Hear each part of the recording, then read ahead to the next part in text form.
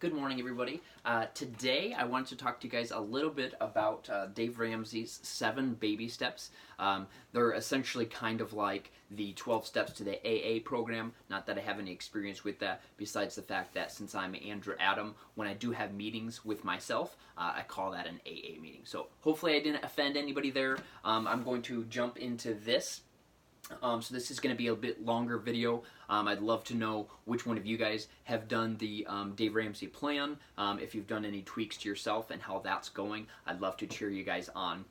And then I'm going to also mention a little bit of my experience and how I've differed a little bit on them. Okay, so definitely love Dave Ramsey. Disclaimer, I've definitely, gotten a lot of his stuff. These were all purchased at Goodwill, but, listen to the audio tapes and that type of thing, his podcast, the radio show. So that was all really good. He's awesome as far as helping you get your personal finance in order. And like I mentioned, I do differ a little bit from him. I don't follow him too much nowadays as far as getting more into multifamily and buying and selling real estate. But definitely love what he's got to say as far as the motivation and the psychology of actually getting your personal house finances in order. So dive right in. Here's the 7 baby steps. So his first thing here is to have $1,000 emergency fund. Okay, so he's saying before you're maxing out retirement, before you're investing in anything, before you're even paying off debt, make sure you have $1,000 in a savings account.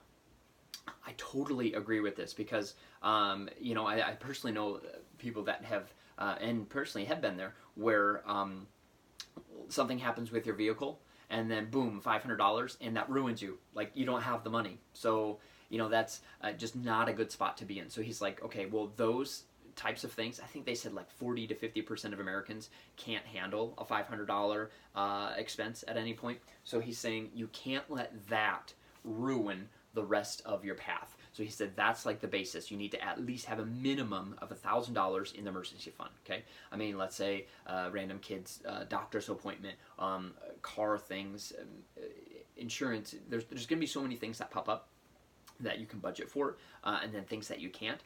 Minimum $1,000. Totally agree with that. I think he's spot on there. Okay. The next one is the debt snowball. Now, a lot of you guys know and have heard a number of years ago, my wife and I did actually pay off all of our student loans. We both left a private college after we graduated and did the calculations, saw the payments, and it was going to be $750 a month of student loan payments for like the next 20 years or something like that. We're like, oh my gosh, we do not want to have that albatross around our neck that long. So instead of just complaining about it, what we ended up doing is, we sold some things, DVDs and whatnot. We didn't go out to eat too much at that point. We also both got second jobs. I would build the base of a 40-hour-week job, and then I would work part-time at a pet store in the evenings and some weekends, and then for quite a few years. And then I would also serve on the weekends at a restaurant here in town. And put the tips towards student loans. So yeah, I almost always had 3 jobs like the last 5 years. My wife and I would joke like that one time that you were sort of unemployed, but I always still worked 40 hours, even if I was transitioning from one job to the other one, because I would always have 2 or 3 part-time jobs to make up at least 40 hours a week. But anyways, we paid off $66,000 in a little over 2 years to get rid of that, and that really, really, really helped us get along our way. So did the debt snowball. Dave Ramsey, he does recommend going from the smallest balance to the largest balance. If you have a $50,000 debt, wait to pay that one off until you've paid off the $300 one. And I partially agree with that. I think that the psychology, knocking off that $300 one, and then the $1,200 one, and then the $1,000, or the $1,500 one, that builds steam, and it gets you pumped. It really motivates you, rather than, you knocked off 5% of the $50,000 one or something like that. So at that point, though, I did change it a little bit after I did a few of the smaller ones, because I think I had like I can't remember exactly how many student loans, but they were all between $5,000 and $8,000, between 6% and 8%. It was kind of high. So what I ended up doing is paying off the highest interest rate one first, since they were all similar loan balance, because at that point I knew that the better return on my dollar was to pay off the higher interest rate one. So I paid off like the 8% and then the 7% and then the 6%. So we just kind of, snowballed all the debt that way. Okay. So Dave Ramsey's got tons of motivational stuff there. I love all of his stuff as far as getting out of debt. Okay.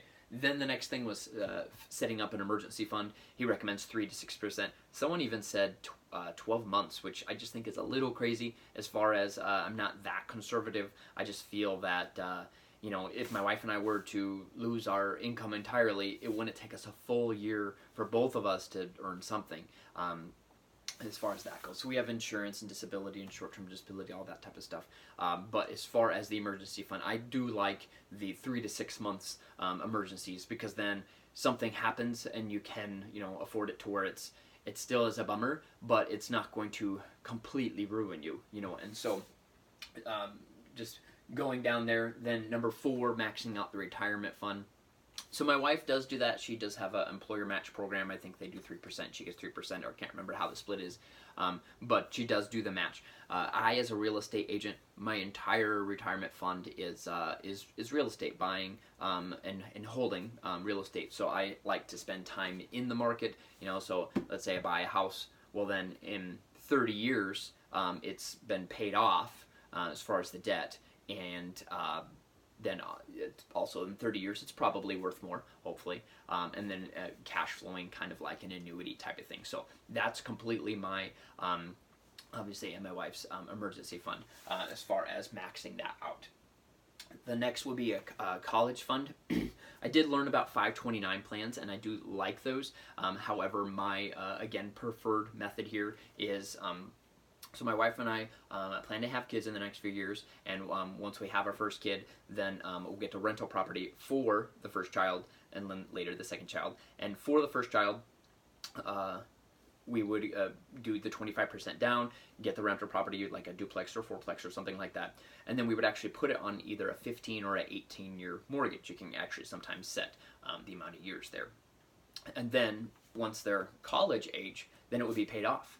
So then it would be cash flowing a lot, so that they could, pay the student loan payments, or they could get a mortgage on it to wipe out all the student debt, or they could sell it or keep it and manage it, and then they should be learning the property management along the way. We would help them with that. So ultimately, that's my kids' college fund planning as far as that goes, of making sure that my wife and I are set for retirement, but then also getting the kids set up to have some help when they're in college. Going to be doing all that through real estate. So number 6 here, this is where I veer off a little bit more with the paying off your house. Mainly because of how low the interest rates are. If my interest rate was 12% on my house, I would definitely make that a super, super top priority. But at this point, with interest rates being between 3 and 4%, most people I talk to have interest rates below 5%. And they say that if you had, let's say, $10,000 or $100,000, whatever, in the bank, that a year from now, because prices of things go up, that's called inflation, that your money wouldn't be able to buy as much. That it would actually every year be able to buy 3 to 4% less. So if your money is actually going to be, because of inflation, worth 3 to 4% less, then if I have the debt on the house, that's actually 3 to 4%. I am not motivated at all to pay off that super, super low interest rate.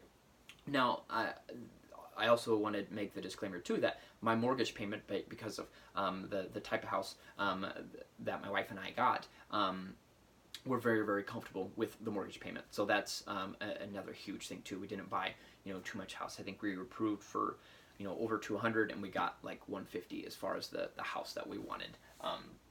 So just there. And then so with the 3 to 4% interest rate on the house, like if I paid that off, I would be getting 3 to 4% return on my money.